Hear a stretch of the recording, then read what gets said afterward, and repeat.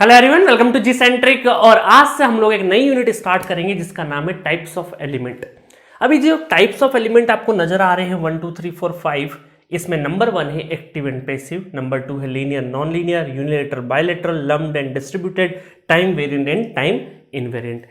अब देखिए गाइस, ये जो टाइप्स ऑफ एलिमेंट है जिसमें हम बात करें एक्टिव और पैसिव, ठीक है, हर चीज के बारे में डिटेल में बात करेंगे। Active, passive, linear, non linear, ये जितने भी आपको 5 टॉपिक नजर आ रहे हैं, अगर मैं इस पे पढ़ाने पे आऊं तो आपको मैं एक एक दो घंटे इन एक एक प्रॉपर्टी के बारे में बता सकता हूं, बट उसकी नीड इस नेटवर्क थ्योरी में नहीं है। उसकी नीड इस नेटवर्क थ्योरी में नहीं है। Active and passive digital signal processing करके एक सब्जेक्ट होता है जो हमारे गेट में बहुत ज्यादा डायरेक्टली नहीं गिवन है। एक सिग्नल एंड सिस्टम गेट के सिलेबस में गिवन है, एक डिजिटल सिग्नल इसी स्टूडेंट्स को आता है। इलेक्ट्रॉनिक्स कम्युनिकेशन वाले जो स्टूडेंट होंगे उनको एक सब्जेक्ट आता है डिजिटल सिग्नल प्रोसेसिंग। उस सब्जेक्ट में active and passive electronics point of view से गिवन है और बहुत ज्यादा डिटेल में आपको पढ़ना होता है। But network point of view से बात करें तो बहुत ज्यादा एक्टिव एंड पैसिव के बारे में आपको इंफॉर्मेशन की जरूरत नहीं है, बहुत ज्यादा जरूरत नहीं है। हाँ, आप कुछ लोग बोलेंगे मुझे कि सर सब्जेक्ट सीखने के लिए तो सारी चीज की जरूरत होती, माना जरूरत होती है, बट अल्टीमेटली एग्जामिनेशन में नंबर आना चाहिए, ये ज्यादा जरूरी होता है। पढ़ाने पे हर चीज को समझने के लिए हमारे पास विस्तृत टाइम है, किताबें हैं, सेल्फ स्टडी है। आप किसी कोचिंग को या किसी चीज को ज्वाइन करते हैं, किसी एग्जाम की तैयारी करते हैं, तो जब भी किसी एग्जाम की तैयारी करते हैं तो हमें स्टिक टू दिस सिलेबस और एक्चुअल एग्जाम में आता क्या है इस चीज के बारे में इंफॉर्मेशन होना बहुत जरूरी है। अदरवाइज हमारा सिलेक्शन नहीं होगा। नॉलेज बहुत आ जाएगा, नॉलेज आ जाएगा, बट सिलेक्शन नहीं होगा। और आप जानते हैं हिंदुस्तान में नंबर का वैल्यू है, सिलेक्शन नहीं होगा तो कोई नहीं पूछेगा। आपके नॉलेज का वैल्यू तभी है जब वो आपका जो मेहनत है, आपका जो नॉलेज है, वो मार्क्स में एग्जीक्यूट हो रहा है या नहीं हो रहा है। इसीलिए मैं आप सभी को बोलता हूं, जब भी कोई कॉम्पिटिटिव एग्जाम की तैयारी करें तो सिलेबस आपके सामने होना चाहिए। और इतिहास में 25-30 सालों में उस एग्जाम से किस तरीके से पैटर्न, किस तरीके से क्वेश्चन पूछे गए, ये बहुत जरूरी होता है। ठीक है, ओवर द टाइम आपको नॉलेज तो आते जाएगा, फील आते जाएगा हर चीज का। देखिए, अब बहुत सारे लोग सर तो फीलिंग तो जरूरी है, अब फीलिंग के चक्कर में कई बार आप एग्जामिनेशन में क्वेश्चन नहीं कर पाते हैं। ठीक है, तो इसीलिए मैं थ्योरेटिकल पॉइंट या जो भी चीज, क्योंकि देखिए नेटवर्क थ्योरी में बहुत सारे सब्जेक्ट की बात होगी, बट अगर मैं उन्हीं सब्जेक्ट को बार बार ये चीज दोहराता हूं, मैं दूसरे सब्जेक्ट को इसके अंदर इन्वॉल्व करने पाऊंगा तो बहुत ज्यादा दिक्कत हो जाएगी। नेटवर्क थ्योरी को जितना स्ट्रेट रखेंगे उतना बेहतर तरीका रहेगा एग्जाम में नंबर लाने के लिए। ठीक है, तो एक्टिव एंड पैसिव, जैसे मैंने बताया, डिजिटल सिग्नल प्रोसेसिंग एक सब्जेक्ट होता है जहां पे बहुत डिटेल वर्जन में इलेक्ट्रॉनिक्स पॉइंट ऑफ व्यू से बात की जाती है। लीनियर एंड नॉन लीनियर, ये तो आप अपने गेट के सिलेबस में भी 3-4 सब्जेक्ट में देख लोगे, आप कंट्रोल सिस्टम में देखोगे। अभी आगे चल के जब मैं सारी प्रॉपर्टी पढ़ा दूंगा तो एलटीआई सिस्टम का एक छोटा सा नॉलेज दे दूंगा। पूरा control system linear non linear की बात करता है। साथ में आपका सिग्नल एंड सिस्टम में भी लीनियर नॉन लीनियर एक प्रॉपर्टी होती है और बहुत डिटेल वर्जन में लीनियर नॉन लीनियर को कैसे एग्जीक्यूट करते हैं, कैसे सुपरपोजिशन थ्योरम लगाते हैं। ठीक है, not superposition theorem, superposition principle, homogeneous principle, superposition, ये सारा चीज आप सिग्नल एंड सिस्टम में पढ़ेंगे।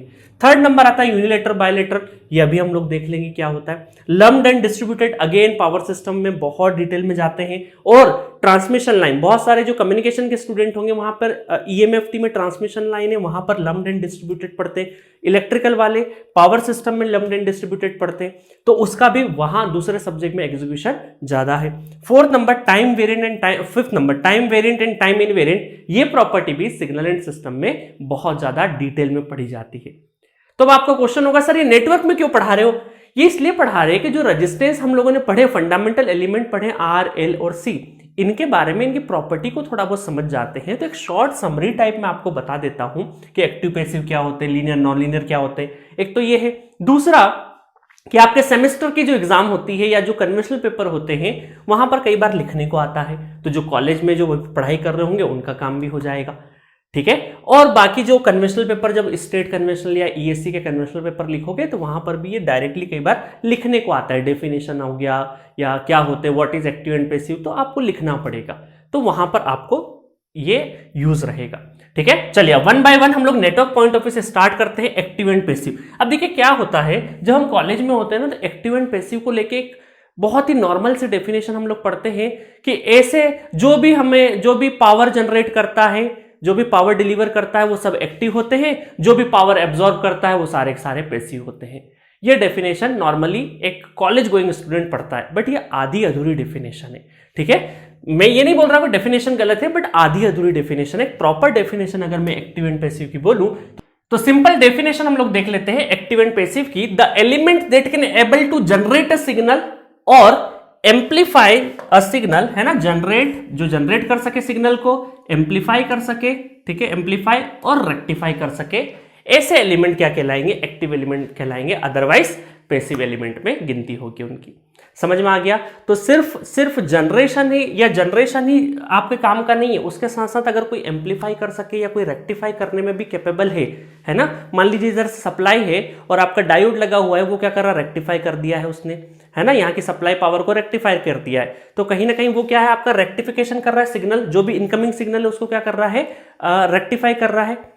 तो ऐसे एलिमेंट जो भी होंगे जो एम्पलीफिकेशन कर सके, रेक्टिफिकेशन कर सके और जनरेट कर सके सिग्नल को, ये सारे के सारे क्या कहलाएंगे, एक्टिव में कहलाएंगे। अदरवाइज सारे के सारे पैसिव में कहलाएंगे। अब बहुत सारे लोग देखिए बहुत सारा डिटेल वर्जन देते हैं, इसमें इतनी डिटेल वर्जन की जरूरत नहीं है। आप डेफिनेशंस को ध्यान में रखिए, इससे ज्यादा नेटवर्क थ्योरी सब्जेक्ट में जरूरत नहीं है। तो मैं यहाँ कुछ लिस्ट दे देता हूं आपको, वोल्टेज सोर्स, करंट सोर्स। अब अभी देखिए मैं अभी जो नेक्स्ट यूनिट होगी ना उसमें टाइप्स ऑफ सोर्सेस, तो वहां सारे बताऊंगा, ideal voltage, practical voltage sources, current sources, सारी चीज डिटेल में बताऊंगा। अभी सिंपल आपको वोल्टेज सोर्स और करंट सोर्स के बारे में पता होगा, इतना नॉलेज तो मैं एक्सपेक्ट करता हूं होगा। बाकी मैं डिटेल में नेक्स्ट यूनिट में टाइप्स ऑफ सोर्सेस में बताऊंगा। तो ये वोल्टेज सोर्स, ये जो वोल्टेज सोर्स है और करंट सोर्स है, ये जो वोल्टेज सोर्स और करंट सोर्स, अब आप बोलोगे सर ये तो पावर एब्जॉर्ब भी कर सकते हैं, बिल्कुल कर सकते हैं, बट ये कहां पढ़ाऊंगा मैं, पावर एंड एनर्जी में पढ़ाऊंगा। अभी ये मान के चलिए कि जो लिस्ट मैंने वोल्टेज सोर्स और करंट सोर्स यहाँ एज्यूम किए हैं वो ऐसे एज्यूम किए हैं जो पावर जनरेट कर रहे हो, जो पावर जनरेट कर रहे हो। ठीक है, तो वोल्टेज सोर्स, करंट सोर्स दोनों काय में आएंगे, एक्टिव में आएंगे। दूसरा है ट्रांजिस्टर। जितने भी आपके सेमीकंडक्टर डिवाइसेस होते हैं, सेमीकंडक्टर कंपोनेंट्स होते हैं, सेमीकंडक्टर डिवाइसेस होते हैं, उन सब में पावर को एम्पलीफाई करने की कैपेबिलिटी होती है। किसी में एम्पलीफिकेशन होता है और डायोड अगर होगा तो उसमें रेक्टिफिकेशन होगा। अभी डायोड बहुत सारी बार क्या होता है ना, जब गूगल पे आप सर्च करोगे तो डायोड कई बार पैसिव में भी पढ़ाया जाता है। तो मैं बोलूंगा कि डायोड की बहुत वैरायटी होती है। ये हमारा नॉर्मल पीएन जंक्शन डायोड है, ठीक है, नॉर्मल पीएन जंक्शन डायोड है, जिसको हमने एक्टिव में कंसीडर किया है। क्यों एक्टिव में कंसीडर किया है? बिकॉज ये रेक्टिफिकेशन कर सकता है सिग्नल का, लॉजिक बता दिया। अदरवाइज डिजिटल सिग्नल प्रोसेसिंग पढ़ोगे तो उसमें बहुत डिटेल में ये जाता है, उतनी डिटेल की network theory point of view से जरूरत नहीं है। Network theory point of view से डायोड को आप क्या रखोगे, एक्टिव में रखोगे हमेशा। ठीक है, चलिए ये डिबेट खत्म कर दिया मैंने यहाँ पे। बाकी ओपेम क्या होता है, ट्राइक, डायक, एससीआर क्या होते हैं, ये सारे के सारे ये तीन कंपोनेंट हम लोग कहाँ पढ़ेंगे, पावर इलेक्ट्रॉनिक्स सब्जेक्ट में पढ़ेंगे। अभी जरूरत नहीं, अभी लिखे रहने दो, नाम लिखे रहने दो, ठीक है। और यहाँ पर क्योंकि नेटवर्क थ्योरी तो पढ़ के एग्जाम थोड़ी देना है, नेटवर्क थ्योरी के बाद सारे सब्जेक्ट पढ़ के एग्जाम दोगे ना, तो जब तक आपको सारे एग्जाम्पल, जब पावर इलेक्ट्रॉनिक्स पढ़ लोगे तो ये सारी चीजें ऑटोमेटिक क्लियर हो जाए, क्योंकि एक एक चीज को डिटेल में पढ़ाएंगे। अब पता चले मैं यहीं पे एससीआर पढ़ाने लग जाऊं, डायरेक्ट पढ़ाने लग जाऊं, तो नेटवर्क थ्योरी से भटक जाऊंगा। अभी मैंने एग्जांपल लिखे हैं यहाँ पे, ठीक है। और ये ओपेम कहां पढ़ोगे, ओपेम और डायोड वगैरह सब कहां पढ़ोगे, ये आप एनालॉग इलेक्ट्रॉनिक्स में पढ़ोगे, ठीक है, एनालॉग इलेक्ट्रॉनिक्स में पढ़ोगे। बहुत डिटेल वर्जन में सर ने बहुत अच्छे से पढ़ाया है। और ये पावर इलेक्ट्रॉनिक्स तो मैंने ही पढ़ाया है, तो तीनों डिवाइस मुझसे ही आप बहुत डिटेल में पढ़ने वाले हो। चलिए आगे बढ़े। पैसिव में क्या क्या आएगा, पैसिव में आएगा रेजिस्टेंस, इंडक्टेंस और कैपेसिटेंस। तीनों के तीनों क्या होते हैं हमारे, ये एब्जॉर्ब करते हैं, ये एनर्जी को क्या करते हैं, पावर को क्या करते हैं, एब्जॉर्ब करते हैं। तो ये तीनों के तीनों काय में रहेंगे, पैसिव में रहेंगे। इसी वजह से याद है आपने जब मैंने डेफिनेशन लिखी थी, बोला था कि इंडक्टर क्या होता है, कैपेसिटर क्या होता है, तो वहां क्या लिखवाया था, it is a passive element design to store energy, है ना, ऐसा लिखा था ना। तो पैसिव लिखा था क्योंकि ये तीनों के तीनों काय में होते हैं, पैसिव में, क्योंकि ये क्या करते हैं, या तो एनर्जी स्टोर करेंगे या फिर डिसिपेट करेंगे। मतलब रजिस्टर डिसिपेट करेंगे, स्टोर करेंगे, मतलब कहीं ना कहीं एब्जॉर्ब कर रहे हैं एनर्जी को या पावर को, क्या कर रहे हैं, एब्जॉर्ब कर रहे हैं। अब आप बोलोगे सर ट्रांसफॉर्मर, जैसे आपने डेफिनेशन में लिखवाया कि ट्रांसफॉर्मर ऐसे डिवाइसेस जो एम्पलीफाई कर सकते हैं वो सारे एक्टिव में होते हैं, बट जो ट्रांसफॉर्मर होता है सर वो भी तो हमारा एम्पलीफाई करता है। ट्रांसफॉर्मर, सपोज करो ट्रांसफॉर्मर है और इधर हम लोगों ने इधर वोल्टेज, इधर सपोज करो हमने 50 वोल्ट दिया, तो नंबर ऑफ टर्न से, है ना, नंबर ऑफ टर्न से number of N1 is to N2, number of turn से इसको हम लोग 100 वोल्ट भी पहुंचा सकते हैं। तो ये हुआ ना, सिग्नल का एम्प्लीफिकेशन हुआ, वोल्टेज बढ़ गया, करंट कम हो गया, ऐसा कर सकते हैं। तो आप बोलोगे सर यहाँ एम्प्लीफिकेशन, वोल्टेज एम्प्लीफिकेशन हो रहा है, तो फिर आपने इसको पैसिव की लिस्ट में क्यों डाला, पैसिव की लिस्ट में क्यों डाला। अब आपको मैं एक चीज बताता हूं कि ट्रांसफॉर्मर, यहां जो एम्प्लीफिकेशन का मतलब है, एम्प्लीफिकेशन ऑफ सिग्नल का मतलब है पावर सिग्नल से। किससे मतलब है हमारा, पावर सिग्नल से। और ट्रांसफॉर्मर में पावर P1 और P2, पावर P1 और P2 क्या होती है, बराबर होती है, क्योंकि ट्रांसफॉर्मर में करंट और वोल्टेज का तो एम्प्लीफिकेशन एटेन्यूएशन होता है, नॉट एटेन्यूएशन बोलूंगा, वोल्टेज बढ़ता है तो करंट कम हो जाता है, ठीक है। तो हम ये बोल सकते हैं कि वोल्टेज या फिर करंट का एम्प्लीफिकेशन होता है, depend on the step up या स्टेप डाउन ट्रांसफॉर्मर है। बट पावर दोनों साइड, प्राइमरी सेकेंडरी या आप ये बोल सकते हो एलवी या एचवी साइड में, दोनों साइड में पावर क्या होती है, कांस्टेंट होती है ट्रांसफॉर्मर की। तो पावर का एम्प्लीफिकेशन ट्रांसफॉर्मर में नहीं होता है, इस वजह से इसको क्या माना है हम लोगों ने, पैसिव एलिमेंट माना है, पैसिव एलिमेंट माना है। अब आप बोलोगे सर चलो ठीक है एम्प्लीफिकेशन नहीं हो रहा, बट ट्रांसफॉर्मर पैसिव में क्यों रख दिया आपने, कुछ एब्जॉर्ब वगैरह कर रहा है क्या। क्योंकि ये एनर्जी जो है यहाँ पे देखिए कुछ रख नहीं रहा है। जब आपको ट्रांसफॉर्मर डिटेल में पढ़ोगे तो ये जो कोर है ना, ये कहीं ना कहीं इसकी जब मॉडलिंग करेंगे तो ये कहीं ना कहीं एक इंडक्टर जैसा, इसकी जब मॉडलिंग करेंगे तो इंडक्टर की टर्म में करेंगे, क्योंकि यहां से इलेक्ट्रिकल एनर्जी से पहले काय में जा रही मैग्नेटिक एनर्जी, देन फिर एनर्जी इलेक्ट्रिकल में कन्वर्ट हो रही है। तो यहां पर कुछ अमाउंट ऑफ जो बफर वाटर था ना हमारी मॉडलिंग में, बोल सकते बफर वाटर टाइप, तो कुछ यहां पर रिएक्टिव पावर के फॉर्म में कुछ एनर्जी यहां पे हमेशा बनी रहेगी। तो इस वजह से हम ये बोल सकते हैं कि ये हमारा पैसिव में है, ठीक है। अब ज्यादा दिमाग लगाने की जरूरत नहीं। अब बहुत सारे लोगों को यहाँ पे कंफ्यूजन हो जाएगा, सर ये क्या समझा दिया। ये अगर नहीं समझ में आए कोई दिक्कत नहीं, ट्रांसफॉर्मर में डिटेल में अपन पढ़ेंगे, ठीक है। मशीन के अंदर बहुत ज्यादा डिटेल में जाने वाले हैं। चलो, तो अब एक्टिव और पैसिव की लिस्ट आपको समा दी है मैंने। एक्टिव और पैसिव के एग्जाम्पल है, डेफिनेशन ये याद रखनी है आपको, इससे ज्यादा जरूरत नहीं है। चलिए अब बहुत सारे स्टूडेंट अच्छा ये भी क्वेश्चन करते हैं जो थोड़ा सा ज्यादा पढ़ लेते हैं। अभी नेटवर्क थ्योरी के पॉइंट ऑफ व्यू से अगर थोड़ा सा ज्यादा पढ़ लोगे, आगे जब ट्रांजिएंट वगैरह हम लोग देखते हैं तो ये इंडक्टर और कैपेसिटर भी क्या होते हैं। ये इंडक्टर और कैपेसिटर, ये जो इंडक्टर है ना, ये आगे चल के देखो मैं आपको एक चीज बता देता हूं। चलो यहाँ पे कंफ्यूजन दूर कर देते हैं आपका। ये जो इंडक्टर है, ये करंट सोर्स का काम करता है थोड़ी देर के लिए, करंट सोर्स का ट्रांजिएंट एनालिसिस में पढ़ाऊंगा। और कैपेसिटेंस क्या होता है, वोल्टेज सोर्स जैसा एक्ट करता है, वोल्टेज सोर्स जैसा, ठीक है। जब मैं स्टूडेंट था ना कॉलेज में, तब मुझे भी ये कई बार डाउट होता था कि इंडक्टर है सर, तो इंडक्टर चार्ज हो रहा है, जब डिस्चार्ज हो रहा है तो ये एनर्जी दे तो रहा है। सेम कैपेसिटर जब चार्ज हो रहा है तो ठीक है, इसने क्या करा, एब्जॉर्ब लेते, चार्ज लेते टाइम पे इसने क्या कर दिया, क्या शो कर दी कैरेक्टरिस्टिक्स पैसिव की। और जब ये फुल्ली चार्ज हो गया तो ये देगा किसी को, रजिस्टर लगा तो देने लगेगा ना। एक कैपेसिटर इसको फुल्ली चार्ज कर दो और फिर ये चार्ज कैपेसिटर अगर हम रजिस्टर के अक्रॉस लगा देंगे तो यहां से यहां एनर्जी ट्रांसफर होगी या पावर ट्रांसफर होगा। तो उस केस में क्या होगा कि आपका जो कैपेसिटर या इंडक्टर है वो आपकी सप्लाई दे रहा होगा, तो उस टाइम पे वो एक्टिव जैसा भी तो है, ऐसा मेरा डाउट होता था। बट जब भी ये एक्टिव और पैसिव की बात कर रहे हैं, ये स्टडी स्टेट में बात करेंगे। जो हमेशा कोई भी कैरेक्टरिस्टिक जो हमेशा शो करे उसके ऊपर हम लोग सिल ठप्पा लगाते हैं, ये एक्टिव है या पैसिव है। तो ये जो कैपेसिटर वोल्टेज सोर्स जैसा बनेगा और इंडक्टर करंट सोर्स बनेगा, ये जो सोर्सेस होंगे these are the temporary sources. ये क्या है, टेम्परेरी सोर्सेस होंगे, टेम्परेरी सोर्सेस। और टेम्पररी करंट सोर्स या वोल्टेज सोर्स को फिर हम लोग इसको एक्टिव में नहीं मानेंगे, ठीक है। क्लियर है। कई बार आपको वाइवा वगैरह में उलझा सकते हैं टीचर्स कि इंडक्टर भी तो करंट सोर्स या वोल्टेज कैपेसिटर वोल्टेज सोर्स जैसा काम करता है, तो क्यों ना इसको एक्टिव बोल दे। तो आप बोलेंगे सर ये सोर्स तो है, but these are the temporary current source and voltage source. Steady state पे जाके इनमें भी एनर्जी खत्म हो जाती है। और हम लोग एक्टिव और पैसिव की बात जब भी आइडेंटिफिकेशन करेंगे तो हम लोग स्टडी स्टेट को ही देखते हुए किसी का नामकरण करेंगे, ठीक है। चलिए, तो यह बात समझ में आ गई। तो इस तरीके से हमारा एक्टिव एंड पैसिव एलिमेंट खत्म होता है। अब चलते हैं नेक्स्ट प्रॉपर्टी की तरफ, that is linear and non linear.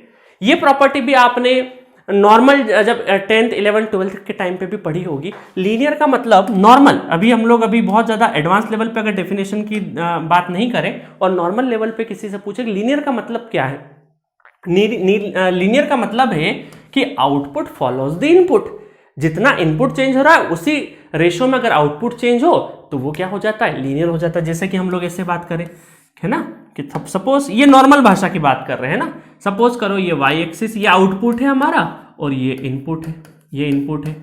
तो सपोज करो 2 गुना हमारा इनपुट चेंज हुआ तो 2 गुना आपका आउटपुट भी चेंज होना चाहिए, 2 गुना आउटपुट चेंज होके हमारा ये बन गया, ठीक है।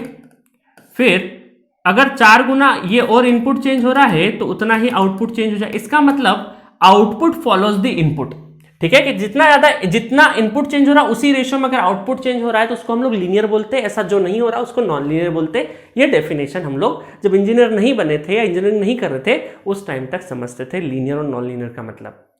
बट इंजीनियरिंग में एक डेफिनेशन आपको याद रखना है, क्या रखना है, the element that obeys the superposition and homogeneous principle is known as linear element, otherwise non linear. अब ये क्या चीज है सर, क्या बला है ये, आपने 2-3 अच्छे शब्द फेंक दी हमारी तरफ, क्या क्या फेंक दी हमने, जरा इसको लेते हैं, सुपरपोजिशन, सुपरपोजिशन एंड होमोजीनियस। अब मैं सुपरपोजिशन और होमोजीनियस को यहां नहीं पढ़ाऊंगा नेटवर्क थ्योरी में, ठीक है। अभी डेफिनेशन लिखे रहने दीजिए, the element that obeys the superposition and homogeneous principle is known as linear element, otherwise non linear. ये डेफिनेशन एज इट इज लिखे रहने दीजिए अपनी कॉपी में। जब आप सिग्नल एंड सिस्टम पढ़ लोगे तो वहां पर जो सर होंगे बृज किशोर सर, वो आपको सुपरपोजिशन और होमोजीनियस प्रिंसिपल को किस तरीके से डिफाइन कराएंगे और उसको यूज करते सिखाएंगे और अलग अलग एग्जाम्पल कराएंगे, तो आप बड़ी आसानी से सीख जाएंगे। अब आपका क्वेश्चन होगा सर आप तो नेटवर्क थ्योरी में सिग्नल एंड सिस्टम का रेफरेंस दिए जा रहे हैं और आगे निकलते जा रहे हैं, तो क्या पहले सिग्नल एंड सिस्टम पढ़ ले? ऐसा नहीं है। जितने सिग्नल की जरूरत पड़ेगी, देखिए ये यहाँ पर नेटवर्क सॉल्विंग, सर्किट सॉल्विंग करते टाइम पे इनकी कोई भी रिक्वायरमेंट नहीं है। हाँ, जहां पर मुझे इम्पल्स सिग्नल या कुछ सिग्नल एंड सिस्टम के ऐसे कॉन्सेप्ट जो मुझे नेटवर्क में लगेंगे वो मैं पढ़ा दूंगा। तो इस छोटे से कॉन्सेप्ट के लिए, छोटी सी चीजों के लिए आप सिग्नल एंड सिस्टम मत उठाओ, क्योंकि आपका नेटवर्क थ्योरी का वेटेज ज्यादा होता है और नेटवर्क थ्योरी सर्किट सॉल्विंग आना चाहिए। उसके बाद ही कोई सब्जेक्ट उठाइए जिससे कि कॉन्फिडेंस भी आएगा और दूसरे सब्जेक्ट की डिपेंडेंसी भी इस सब्जेक्ट पे बहुत है, ठीक है। तो जितना सिग्नल मुझे लगेगा नेटवर्क सॉल्व करने के लिए रिक्वायरमेंट है वो सिग्नल में पढ़ाऊंगा, बट ये सुपरपोजिशन और होमोजीनियस को मैं बहुत ज्यादा डिटेल में डिफाइन नहीं करूंगा, क्योंकि इसका मुझे सर्किट सॉल्विंग में बहुत ज्यादा रोल नहीं है, ठीक है। जब थोड़े दिनों बाद, क्योंकि मेरा बताना जरूरी है कि कौन सा सब्जेक्ट में आएगा, कैसे आएगा, ताकि आपको याद रहे। तो ये डेफिनेशन अभी यही लिखे रहने देना, सुपरपोजिशन होमोजीनियस, आप जब सिग्नल एंड सिस्टम पढ़ लोगे तो बड़ी आसानी से लगेगी। अच्छा, अब क्या करें नेटवर्क थ्योरी के हिसाब से, क्या करेंगे सर लीनियर और नॉन लीनियर का आपने तो बोल दिया कि लिखे रहने दो। ये डेफिनेशन याद रखो, अपने नेटवर्क थ्योरी के हिसाब से कौन सी डेफिनेशन याद रखो, ये वाली, the element that characteristics are straight line, क्या है, straight line and passing through origin is known as linear, otherwise non linear. आपको क्या याद रखना है, किसी भी एलिमेंट का कैरेक्टरिस्टिक्स है ना। अब कैरेक्टरिस्टिक किस किस के बीच में, वोल्टेज या करंट, या फिर करंट या वोल्टेज की जो कैरेक्टरिस्टिक्स है किसी भी एलिमेंट की, वी आई कैरेक्टरिस्टिक्स है, वो अगर स्ट्रेट लाइन होनी चाहिए और पासिंग थ्रू ओरिजिन होना चाहिए। अगर ये दो चीज मिल जाती तो वो लीनियर है, अदरवाइज नॉन लीनियर है, ठीक है। देखिए अभी हम लोगों ने आरएलसी देखा था ना, याद है आपको, जैसे मैंने आरएलसी बनाया था। सपोज करो ये हमारा वोल्टेज और करंट, वोल्टेज और करंट। अगर मुझे रेजिस्टेंस बनाना है तो रेजिस्टेंस कैसे बनेगा, ये रेजिस्टेंस, ठीक है, किसका कर्व बन गया, रेजिस्टेंस का बन गया। सिमिलरली अगर मुझे यहां पर Q और V, तो ये किसका बन जाएगा, ये कर्व बन जाएगा कैपेसिटेंस का। अगर मैंने लीनियर एज्यूम किया, लीनियर की बात करते हैं, रेजिस्टेंस, इंडक्टेंस, कैपेसिटेंस, तीनों फंडामेंटल हमारे क्या थे, लीनियर था। तो स्ट्रेट लाइन है, पासिंग थ्रू क्या है, ओरिजिन, तो ये लीनियर होगा, ये भी लीनियर होगा। अच्छा, अब तो आप इंडक्टर की भी ड्रॉ कर दोगे। इंडक्टर क्या है आपका, फ्लक्स लिंकेज साई और करंट के बीच में, तो ये भी अगर मैं लीनियर एज्यूम कर रहा हूं, क्योंकि मैंने लीनियर एज्यूम किया, straight line passing through origin, तो देखो आरएलसी हमारे ये लीनियर है ना, लीनियर पता चला, आप इंडक्टेंस समझ गए, लीनियर, ठीक है, और ये इंडक्टेंस, तो ये आरएलसी। तो फंडामेंटल एलिमेंट हमारे तीनों क्या है, लीनियर है। तो कैरेक्टरिस्टिक्स देखो कैसी शो हो रही है, straight line passing through origin. तो ये वाली आपको डेफिनेशन याद रखनी है अपने नेटवर्क थ्योरी के लिए, बट ये डेफिनेशन लिखे रहने दो, जब सिग्नल एंड सिस्टम पढ़ लोगे तब ये डेफिनेशन और अच्छे से समझ में आ जाएगी, ठीक है। आगे बढ़े, चलो नेक्स्ट है, कुछ एग्जांपल देखते हैं। सपोज करो ये कैरेक्टरिस्टिक्स आपने देखी होगी, बहुत बार अपने 11-12 में भी पढ़ते हैं और फिर नॉर्मल भी आपने देखी होगी। डायोड की कैरेक्टरिस्टिक किसकी है? डायोड की कैरेक्टरिस्टिक से, ठीक है। ये नी वोल्टेज, तो देखो स्ट्रेट लाइन है क्या? नहीं है। पासिंग थ्रू ओरिजिन, बिल्कुल पासिंग थ्रू ओरिजिन हो रहा है बट स्ट्रेट लाइन नहीं है, इस वजह से क्या हो जाएगा? Non linear, NL non linear. ये क्या है? पासिंग थ्रू ओरिजिन है बट स्ट्रेट लाइन है क्या? नहीं है। सर बोलेगे, आप बोलोगे सर इतनी स्ट्रेट लाइन है तो सही, नहीं इतनी नहीं, पूरी स्ट्रेट लाइन है क्या थ्रू आउट? नहीं है, तो ये क्या हो जाएगा? Non linear. सिमिलरली, अच्छा इसको क्या बोलते हैं? ये किसके कैरेक्टरिस्टिक्स है? आगे अभी लिखवा देता हूं नाम, ये है SCR की। किसकी है? SCR, सिलिकॉन कंट्रोल्ड रेक्टिफायर, ठीक है। ये देखिए स्ट्रेट लाइन है क्या? नहीं है, तो ये भी क्या हो जाएगा? नॉन लीनियर हो जाएगा। और ये कैरेक्टरिस्टिक्स है डायक की, ठीक है, डायक। ये भी हमारे दोनों पावर इलेक्ट्रॉनिक्स में हम लोग पढ़ेंगे, ठीक है। चलिए, तो ये कैरेक्टरिस्टिक्स मैंने अभी सिंपली ये देखो कि हम लोग लीनियर नॉन लीनियर देखते कैसे सीखते हैं। कुछ क्वेश्चंस भी कराऊंगा तभी और सीखोगे। अच्छा, ये एक एग्जांपल लिया है मैंने यहाँ पे। ये किसका वोल्टेज है? ये आपने पढ़ा होगा VC ऑफ T, मतलब कैपेसिटर के अक्रॉस वोल्टेज का एक्सप्रेशन ऐसे ही लिखा था हम लोगों ने। और मैंने आपको बताया था ये हमारा क्या है? इनिशियल वोल्टेज है। ये क्या है हमारा?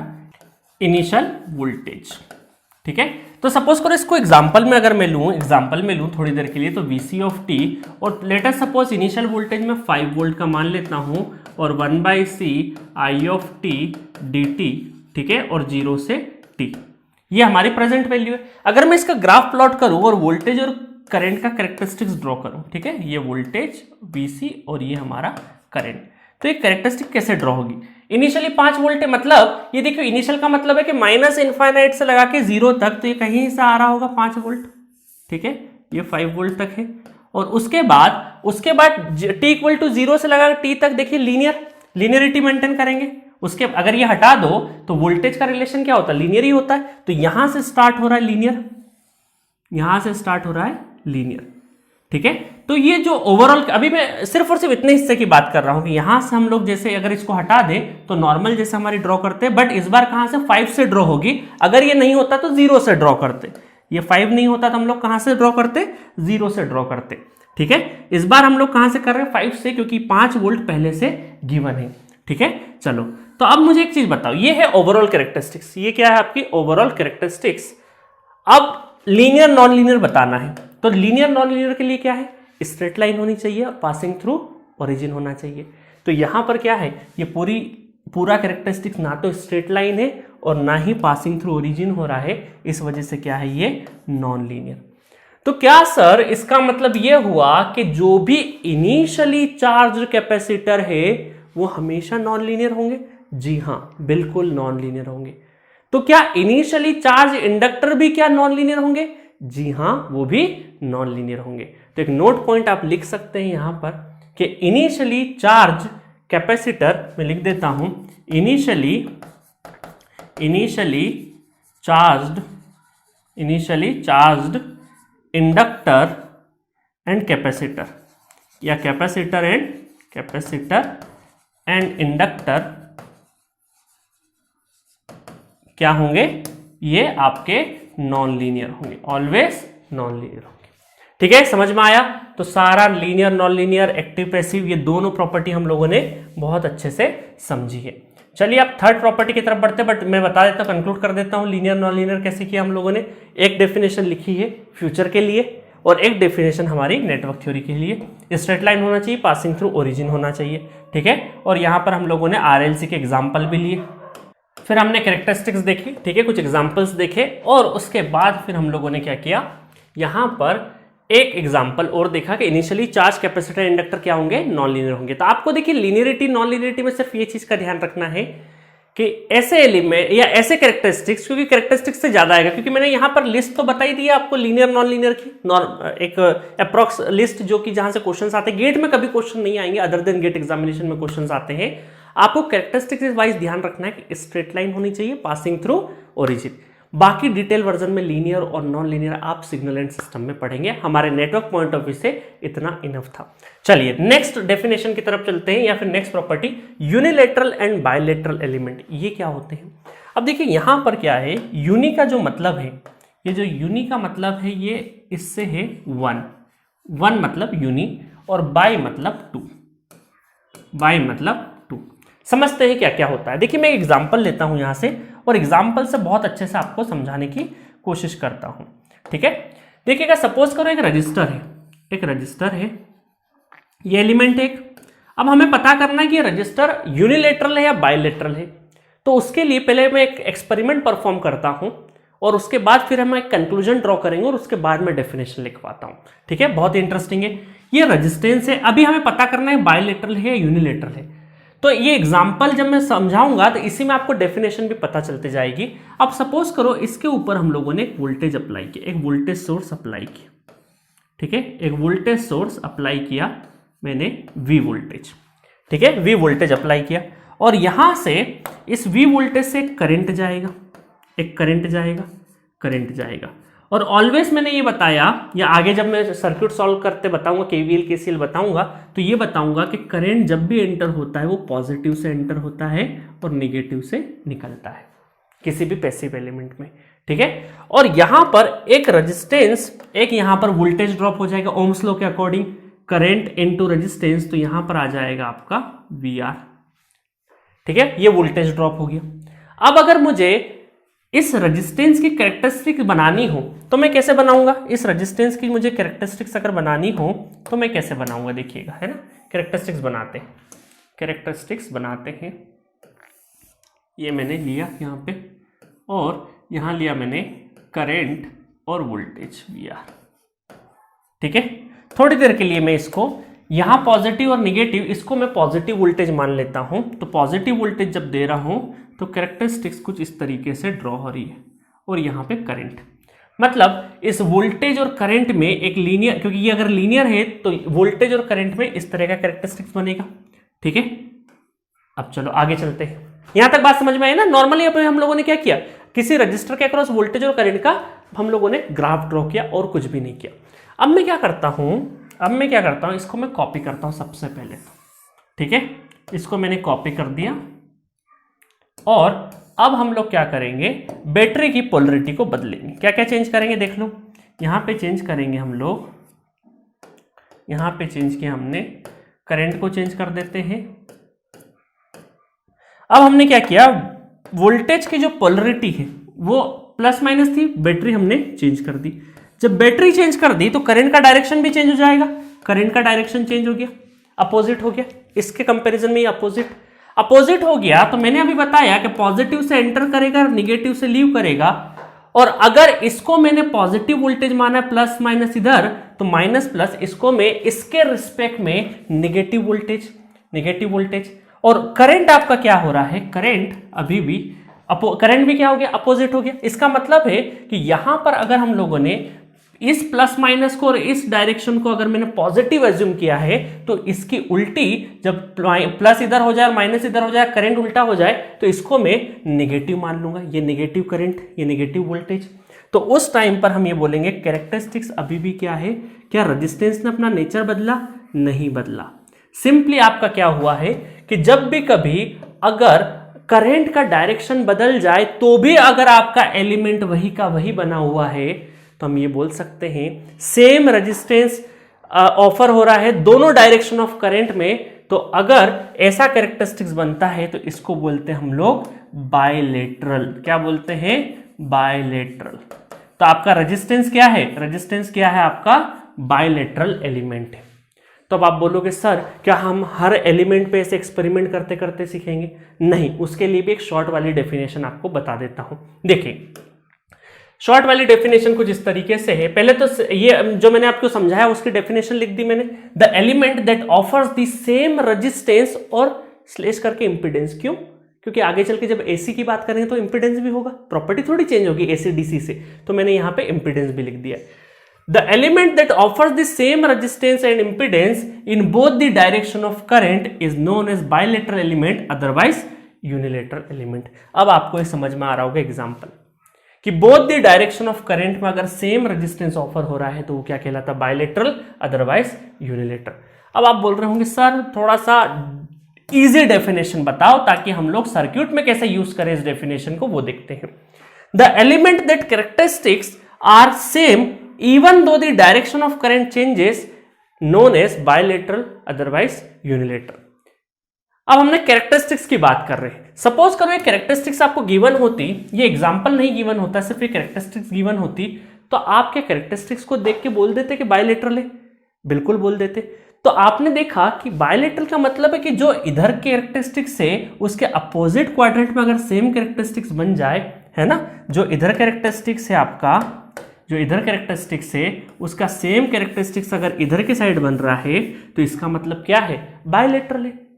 तो आप ये बोलेंगे कि क्या सर इसमें शॉर्टकट अगर देखूं तो अगर फर्स्ट एंड थर्ड क्वाड्रेंट में अगर सेम कैरेक्टरिस्टिक्स है, फर्स्ट एंड थर्ड क्वाड्रेंट में सेम कैरेक्टरिस्टिक्स अगर है तो वो क्या कहलाएगा? बायलेटरल कहलाएगा, अदरवाइज यूनिलेटरल हो जाएगा। चलो एक शॉर्टकट और। कुछ लोग बोलेंगे सर कैरेक्टरिस्टिक ऐसे भी तो हो सकती थी कभी, बिल्कुल हो सकती थी, तो इसीलिए हम लोग यहां पे सेकेंड एंड फोर्थ क्वाड्रेंट में डाल देते हैं। ठीक है, तो फर्स्ट एंड थर्ड या फिर सेकेंड और फोर्थ क्वाड्रेंट में अगर सेम कैरेक्टरिस्टिक्स है तो वो क्या होगा? आपका बायलेटरल होगा, अदरवाइज यूनिलेटरल होगा। समझ गए? तो अब हम एग्जांपल में देखो, जो जो अभी हम लोगों ने प्रीवियसली कुछ कैरेक्टरिस्टिक्स ड्रॉ करी थी ना, वहां आप देख के मुझे बता पाओगे? चलो देखो, यहां पर नॉन लीनियर वगैरह बताया था आपने, डायोड। तो डायोड क्या है? चलो एक इधर से आते हैं अपन, है ना, यहां पे ये क्या है आपका? ये बायलेटरल है सारे के सारे, है ना, दोनों अपोजिट क्वाड्रेंट में सेम है, बायलेटरल, ये भी बायलेटरल और ये भी बायलेटरल। ठीक है, नेक्स्ट चलते हैं। यहां बताओ अपोजिट क्वाड्रेंट में कैरेक्टरिस्टिक सेम है क्या? नहीं है, तो ये क्या हो जाएगा? डायोड क्या है? यूनिलेटरल। एससीआर देखते हैं, अपोजिट क्वाड्रेंट में सेम नहीं है तो ये क्या हो जाएगा? यूनिलेटरल। अपोजिट क्वाड्रेंट में सेम, बिल्कुल सेम है, देखो अपोजिट क्वाड्रेंट में क्या है? सेम कैरेक्टरिस्टिक्स मिल रहा है, तो हम क्या बोलेंगे? इसको बोलेंगे बायलेटरल, मतलब डायक क्या है? बायलेटरल है। ठीक है, तो इस तरीके से हमने यहां पे बायलेटरल यूनिलेटरल की लिस्ट बना दी है। डायोड, एससीआर, ट्रांजिस्टर, ओपेम सारे के सारे क्या है? यूनिलेटरल है। और बायलेटरल रेजिस्टेंस, कैपेसिटेंस, इंडक्टेंस और डायक, ये सारे के सारे आपके क्या है? बायलेटरल है। तो लिस्ट बना दी, अब आपको देखते आ गया होगा। अच्छा, बहुत सारे स्टूडेंट मुझे लीनियर नॉन लीनियर में क्वेश्चन पूछते हैं जब मैं ऑफलाइन क्लासेस लेता हूं। कहां गया लीनियर नॉन लीनियर का? अभी बता देता हूं मैं आपको। लीनियर नॉन लीनियर में बहुत सारे लोग मुझसे क्वेश्चन पूछते हैं, लिस्ट में देखते हैं, है ना, कि सर जब ओपेम पढ़ते हैं ना हम लोग, कुछ लोग कॉलेज में आगे चल के ओपेम वगैरह और सारे कैरेक्टरिस्टिक्स पढ़ेंगे, तो आप देखते हैं कि ओपन में भी लीनियर कैरेक्टरिस्टिक्स बनता है, सभी में कुछ टाइम के लिए। सभी तो डायोड को छोड़ दीजिए, बाकी बहुत सारे में जैसे ओपेम हो गया, ट्रांजिस्टर हो गया, मॉसफेट वगैरह, सब में एक लीनियर रीजन भी होता है। तो ओपेम की जब कैरेक्टरिस्टिक्स देखेंगे तो कुछ टाइम की लीनियर रहेगी और उसके बाद नॉन लीनियर हो जाएगी। तो हम लोग किसकी बात कर रहे हैं? ओवरऑल कैरेक्टरिस्टिक्स की बात कर रहे हैं कि किसी कैरेक्टरिस्टिक्स में कुछ टाइम के लिए लीनियर है और आधे टाइम के लिए नॉन लीनियर है, तो ओवरऑल क्या हो जाएगा? वो ओवरऑल नॉन लीनियर ही रहेगा। सिमिलरली जैसे एक सेचुरेशन जब कर्व जाता है ना, बीएच कर्व की बात करते हैं हम लोग, बीएच कर्व की, तो बीएच कर्व भी क्या है? थोड़ी देर के लिए लीनियर जाता है और उसके बाद जब सेचुरेशन हो जाता है तो फिर ये सेचुरेशन, तो ये यहां तक क्या बोल सकते हैं हम लोग? यहां तक आपका लीनियर है, यहां तक क्या है? नॉन लीनियर है, तो ओवरऑल क्या हो जाएगा? नॉन लीनियर हो जाएगा। ठीक है, तो सारी कैरेक्टरिस्टिक कोई भी डिवाइस हुआ वो कुछ टाइम तक के लिए लीनियर जाता है, उसके बाद नॉन लीनियर में एंटर कर जाता है। ठीक है, तो आप जब इलेक्ट्रॉनिक्स वगैरह पढ़ोगे तो वहां पे निगेटिव फीडबैक पढ़ोगे, तो निगेटिव फीडबैक का सबसे बड़ा, एक लाइन सुन लेना, बाकी आगे काम आएगा, अभी कोई दिमाग नहीं लगाना है। निगेटिव फीडबैक का सबसे बड़ा इंपॉर्टेंस यही है कि सारे एलिमेंट को जो नॉन लीनियर में जाते थे उसको लीनियर में लेके आ जाता है। ठीक है, ये स्टेटमेंट ध्यान रखना, आपको काम आएगा एनालॉग इलेक्ट्रॉनिक्स में। ठीक है, तो कोई कंफ्यूज मत होना कि सर ओपेम वगैरह में सब में लीनियर होता है। हम बात कर रहे हैं ओवरऑल कैरेक्टरिस्टिक्स की, चाहे वो कुछ टाइम के लिए लीनियर हो, बट ओवरऑल कैरेक्टरिस्टिक्स क्या होना चाहिए? वो पूरा लीनियर होगा तभी लीनियर बोलेंगे। अगर थोड़ा भी नॉन लीनियरिटी है तो ओवरऑल को क्या बोल देंगे हम लोग? ओवरऑल को बोल देंगे नॉन लीनियर। ठीक है, चलो ये डाउट भी क्लियर हो गया। और अब हम लोगों ने 3 प्रॉपर्टी यहां पे खत्म कर दी है। कौन कौन सी खत्म कर दी है? हमारी एक्टिव पैसिव हो चुकी है, active passive, linear non linear, unilateral और बायलेटरल, और ये 3 ही सबसे ज्यादा इंपॉर्टेंट है हमारे नेटवर्क थ्योरी में। ठीक है, नेटवर्क थ्योरी में सबसे ज्यादा इंपॉर्टेंट ये 3 कैरेक्टरिस्टिक्स है जहां से क्वेश्चंस पूछने की पॉसिबिलिटी, वो भी थोड़ी सी, ज्यादा नहीं। बाकी आप अलग अलग सब्जेक्ट्स में बहुत डिटेल वर्जन में पढ़ते हैं, बट हमने एक शॉर्ट सिंपल तरीके से चीजें देखी है। अब नेक्स्ट लेक्चर में क्या करूंगा, मैं सबसे पहले इन तीनों कैरेक्टरिस्टिक्स के ऊपर या तीनों एलिमेंट के ऊपर हम क्या करेंगे, इन तीनों प्रॉपर्टीज के ऊपर कुछ क्वेश्चंस कर लेंगे। उन क्वेश्चंस करने के बाद फिर मैं लम्प्ड एंड डिस्ट्रीब्यूटेड या टाइम वेरिएंट इनवेरिएंट बता दूंगा और उसके साथ ही ये हमारी यूनिट जो टाइप्स ऑफ एलिमेंट है ये खत्म हो जाएगी। तो मिलेंगे नेक्स्ट लेक्चर में जहां पे हम क्वेश्चन भी देखेंगे और बची हुई प्रॉपर्टी भी डिस्कस करेंगे।